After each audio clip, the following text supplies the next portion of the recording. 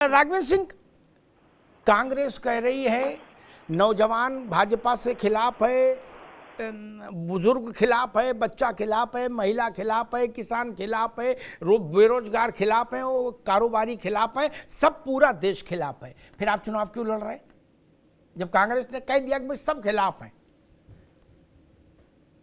राघवेंद्र जी, बहुत अच्छी बात होनी चाहिए ना, इनको खुल के चुनाव लड़ना चाहिए।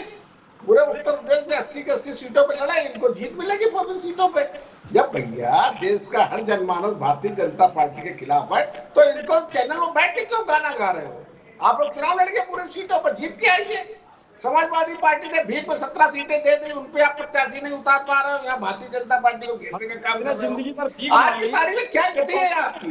जरा आंखों में चश्मा लगा कर देखिए। अमेठी और रायबरेली में आप लोग परंपरागत सीटें हैं, उससे तो भाग रहे हैं, भारतीय जनता पार्टी को घेरने का काम कर रहे हैं। कमाल की बात है, हम लोग उत्तर प्रदेश में अंत्योदय विषय को लेकर के काम कर रहे हैं। ऐसे ही नहीं भारतीय जनता पार्टी 80 सीटें लेकर के हम लोग लेने की बातें कर रहे हैं। हम लोग ने समाज के अंतिम पायदान पे खड़े व्यक्तियों के हितों की रक्षा के लिए काम किया है। हम लोगों ने बड़े पैमाने पर गरीबों को उपलब्ध कराए, बड़े पैमाने पर गैस कनेक्शन दिए, बड़े पैमाने पर कनेक्शन दिए, 5 लाख तक का बड़े पैमाने पर बीमा दिया है, किसान सम्मान दे रहे हैं, लेकिन आप राशन दे रहे हैं। हम लोगों ने बड़े पैमाने पर गरीबों के हितों में काम किया। मान्यवर क्यों ये करवाते हो? मुद्दों पे आओ ना। जो गरीबों का आबादी है वो भारतीय जनता पार्टी के पक्ष में खड़ी हुई है। हम लोग विकास के लाइन में आया, आपने एक आवाज दे पाए, आप देश का क्या आपने बड़े बड़े काम किया। आज की तारीख में हम लोग बड़े पैमाने रोजी चला रहे हो, आप मुक्त प्रधानमंत्री।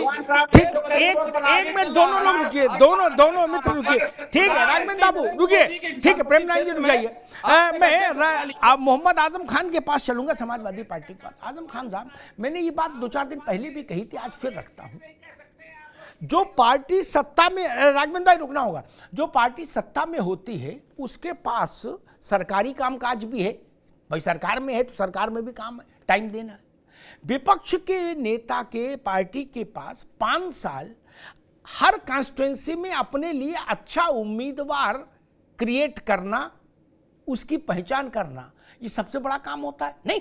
और संघर्ष करना, मुझे पता नहीं संघर्ष आपने किया कि नहीं किया, लेकिन आप 5 साल उम्मीदवार क्यों नहीं तय कर पाए फाइनल? 5 साल कौन सा कब्बाली में इतने व्यस्त थे?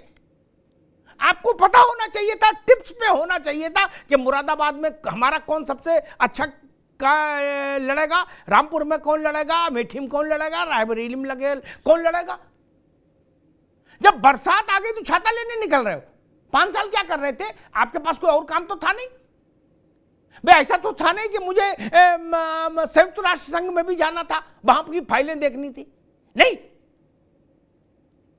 ऐसा तो था नहीं कि भाई संयुक्त राष्ट्र संघ में भी देखना था और WHO में भी समय देते थे। आपको तो यही तय करना था कि रुचि वीरा ठीक है कि ST हसन ठीक है, ये तीसरा। 5 साल में ये भी नहीं कर पाए आप लोग। जी, हमारे पास 62 सीटों में से ज्यादातर सीटों पे प्रत्याशी सिर्फ 3, 4, 5 सीटों की समस्या आई है और भाजपा अभी 13 सीटों के प्रत्याशी नहीं घोषित कर पाई है उत्तर प्रदेश में। इसलिए और हमारी सिर्फ 4 और हमारे 47 प्रत्याशी घोषित हो चुके हैं। उन 42 प्रत्याशियों पे चर्चा नहीं होती है जो कि हमारे काम कर रहे हैं, बूथ लेवल पे काम कर रहे हैं और अपना प्रचार कर रहे हैं। भाजपा तो चाहती है ना सर, प्रोपेगेंडा फैलाती है और प्रोपेगेंडा की राजनीति करती है। 2016 से असंगठित आर्थिक क्षेत्र के असंगठित आर्थिक नहीं भैया। आजम खान एक मिनट रुकिए, एक मिनट नहीं, अभी एक मिनट रुकिए, कोई प्रोपेगेंडा नहीं। आजम खान एक मिनट रुकिए, राघवेंद्र जी आप भी रुकिए। ये शिवपाल सिंह यादव को किसने कहा था कि आखिरी वक्त में रायता फैलाओ? किस डॉक्टर ने बताया था? अरे भाई आदित्य को लड़ाना था, अखिलेश यादव उनसे दूर थे। महीना पर नहीं, 6 में 5-4 साल पहले आदित्य को उतार देते, बधाई में। कोई पुलिस पकड़ रही थी क्या? कोई पुलिस पकड़ रही थी कि आदित्य के पास खुले पैसे नहीं थे ऑटो करने के? बदायूं समाजवादी पार्टी की एक गजब अच्छी करते हो भाई। सीट है, उसमें जो कोई भी चुनाव लड़ेगा सर वो चुनाव जीतेगा। अमिताभ जी, ये मैं आपसे आज कह रहा हूँ, 4 जून अरे को भी मैं आपसे क्या कह बात रहा हूं करूंगा। उसका जवाब दो भाई। बदायूं एक अच्छी सीट है, 4 जून को जो भी समाजवादी पार्टी का प्रत्याशी होगा वो जीतेगा। सवाल ये है कि भाजपा आंकड़े छिपाती है। 2016 से असंगठित क्षेत्र यानी जो छोटा व्यापारी है, अनऑर्गेनाइज सेक्टर है, उसके आंकड़े नहीं दे रही है, और 6% कॉर्पोरेट के आंकड़े देके वो कहना चाहती है कि भारत में सब कुछ बहुत अच्छा चल रहा है और आर्थिक विकास हो रहा है। जब आप आंकड़े नहीं दोगे, उसी तरह से जो ठीक है, किसानों की ठीक आय है, के आजम खान साहब, NSSO जो आंकड़े रुकना, देता है, एक 2016 से किसानों ठीक के आय के ठीक आंकड़े है, नहीं आ रहे ठीक है, हैं। तो किसानों की आय के जब ठीक है। आंकड़े ही नहीं एक देंगे मिनट, तो कहां एक से मिनट, आंकड़े आएंगे? एक मिनट रुक जाइए, जी। एक मिनट रुक जाइए। मैं हमेशा से इस बात के खिलाफ रहा कि किसानों के आय के, आमदनी के, आय नहीं आमदनी बोलो, आमदनी के आंकड़े नहीं आ रहे, इसीलिए मामला गड़बड़ हो गया। भाई साहब, मेरी आमदनी बढ़ेगी तो इसका आंकड़ा रोहित अग्रवाल जारी करेंगे, तभी मुझे समझ में आएगा। मेरी जेब नहीं मुझे बता देगी कि आमदनी बढ़ गई। एटा इटावा फरुखाबाद मैनपुरी, अरे रुको भाई, रुकिए। किसान दुखी है या सुखी है, इसके लिए उसको अखिलेश यादव, भूपेंद्र चौधरी, जयंत चौधरी, राहुल गांधी के भाषण की जरूरत है समझने के लिए। उसको समझ नहीं आ रहा। गजब करते हो यार। तो सर अमिताभ जी, दिल्ली में जो किसान गया था सुखी किसान था, इसलिए गया था। दिल्ली में भी जो वो हुए हैं, विरोध प्रदर्शन हुए हैं, जिसपे इन्होंने किसानों के साथ जो दुर्व्यवहार किया है, कीले तक रोडों पे लगवाई है, बौछार किया है, बुलेट चलाई है। ठीक भैया, आजम खान साहब, आप लोगों को मेरी शुभकामनाएं, लेकिन आप भटकाव के शिकार हैं। जो 100 दिन चला आंदोलन था, राघवेंद्र भाई रुकिए, ये लोग भटकाव का विषय भटका देते। 100 दिन किसानों का आंदोलन चला, उसके बाद इस देश ने जनादेश दिया और उस जनादेश में 303 सीट जीतकर भाजपा सरकार में गई। ठीक, किसान ने वोट दिया था। कोई पार्टी 303 सीट बिना किसान के जीत सकती है क्या रोहित? तो क्या कोई पार्टी 303 सीट लोकसभा की बिना किसान के जीत सकती है? आंदोलन की वजह से इन्होंने 3 काले कानून रुक जाइए, और अरे रुक जाइए, रोहित अग्रवाल, और वो वादा इन्होंने फिर पूरा नहीं किया।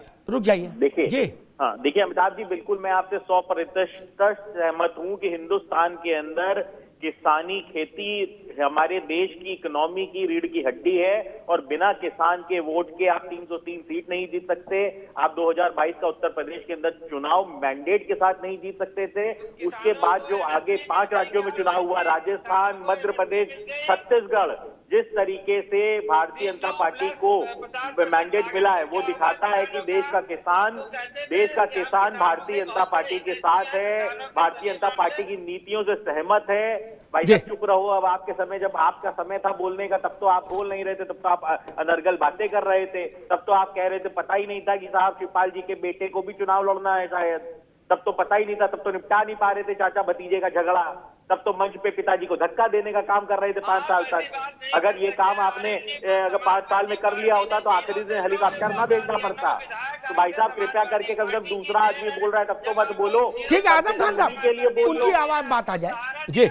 भाई साहब कम से कम नहीं बिल्कुल सहारा दिया, कम से कम वो जो आप दे रहे हैं जब कोई दूसरा बोलता है तब आप नहीं। अरे भाई साहब मैं तो पिछले 10 साल तक आपके साथ रह के ज्ञान दिया सर, मैंने तो 10 साल तक आपके साथ रह के ज्ञान दिया, आपने लिया ही नहीं ज्ञान। अब जब मैं अब एनडीए में चला गया हूँ तब आप कह रहे हो मैं ज्ञान दे रहा हूँ। अरे भाई साहब 10 साल तक मैं ज्ञान दे रहा था, अभी संजय निरुपम जी ने आपको ज्ञान दिया है।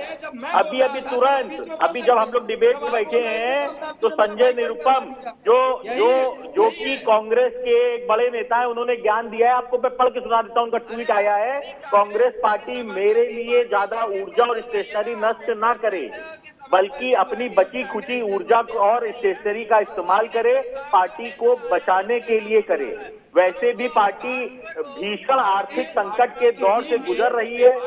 मैंने जो एक सप्ताह की अवधि दी थी वह आज पूरी हो गई है।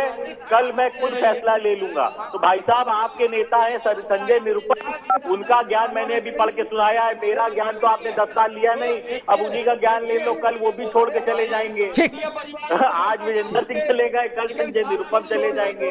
आप ज्ञान में ही उलझे रह जाओगे। अरे मेरे मित्र, अगर आपने ज्ञान ही ले लिया होता, युवराज को बचाने की बजाय आपने युवराज से कहा होता कि भाई ये गैर राजनीतिक यात्रा नहीं चलेगी, अपने सहयोगियों से बात करो कब की सीट का बंटवारा कैसे होगा, मुद्दे क्या होंगे। भाई साहब, लोकतंत्र खतरे में है, लोकतंत्र समाप्त होने वाला है, पर उसी लोकतांत्रिक प्रक्रिया के अंदर चुनाव लड़ेगी कांग्रेस पार्टी। अरे अत्यंत दुखद है, आपको समझ में ही नहीं आता है कि देश लोकतंत्र से चल रहा है, देश के अंदर लोकतंत्र है, इसीलिए तो आप चुनाव लड़ने जा रहे हो, ना चुनाव ना होता। यही सुप्रीम कोर्ट संजय सिंह को जब जमानत देती है तो लोकतंत्र बच जाता है, परंतु यही सुप्रीम कोर्ट जब अरविंद केजरीवाल को जेल भेज देती है तो संवैधानिक संस्था करप्ट हो जाती है, लोकतंत्र खतरे में आ जाता है। अरे भाई साहब, मुद्दे तो क्लियर करने पड़ेंगे ना। या तो लोकतंत्र खतरे में है और या तो लोकतंत्र खतरे में नहीं है। अरे भाई साहब, दलाली कौन करता है या पिछले 60 सालों में ये सब जानते हैं। 2G की दलाली, कोयले की दलाली, अगस्ता फोर्स की दलाली, भाई वो कौन से हेलीकॉप्टर की दलाली, ठीक है, किसने कौन सी दलाली की है। शांतर हो रहा है, रुकिए दोनों मित्रों को रोकूंगा। प्रेमनारायण जी एक मिनट रुक जाइए, मैं ठीक, अरे रुक जाओ भाई, ठीक, अरे रुको, ठीक है प्रेमनारायण जी एक मिनट, धैर्य।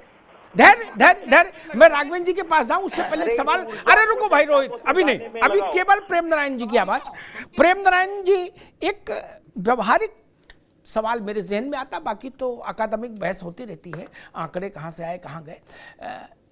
यही सब मुद्दे आप 22 में लेके उत्तर प्रदेश में गए, ठीक, यही सब मुद्दे। 22 में उत्तर प्रदेश में आपको कुल 2% वोट मिला। कितना? 2%। मुद्दे यही थे, किसान, नौजवान, बुजुर्ग, बच्चा, आदि जो भी विषय आप उठा रहे हो, ये सब विषय थे कि नहीं थे 22 के चुनाव में? यूपी में थे ना? आपको 2% वोट क्यों मिला प्रेमनारायण जी? बस वहां केवल परसेंट वोट से हम आकलन नहीं करते हैं, वही अंतर केवल कांग्रेस और बीजेपी में यही है। सेना का जवान बॉर्डर पे मर जाए, मर जाने तो उनको वोट चाहिए। किसान मर जाए, मर जाने तो उनको वोट चाहिए। नौजवान चाहे आत्महत्या कर रहे हो, किसान आत्महत्या कर रहे हैं, उनको वोट चाहिए। कांग्रेस मुद्दों की बात करती तो आप नहीं लड़ेंगे चुनाव? आपको वोट नहीं चाहिए, चुनाव नहीं लड़ेंगे? दिन समझेंगे, हम मुद्दों की बात करेंगे। अच्छा आप बताइए अमिताभ जी, क्या ये मुद्दे नहीं है?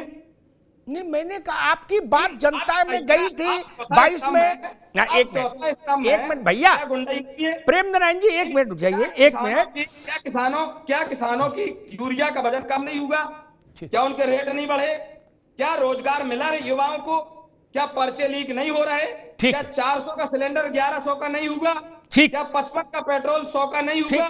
प्रेमनारायण जी, अब रुकना होगा, अब रुकना, अब इनकी आवाज रोक दीजिए। आ गई, मैंने 1 मिनट आपको आरोप लगाने के लिए दिया, निर्वाद आरोप लगा दिया आपने, ठीक, अब रुकना होगा। अब नहीं, अब समय समाप्त हो गया, अब रुक जाओ।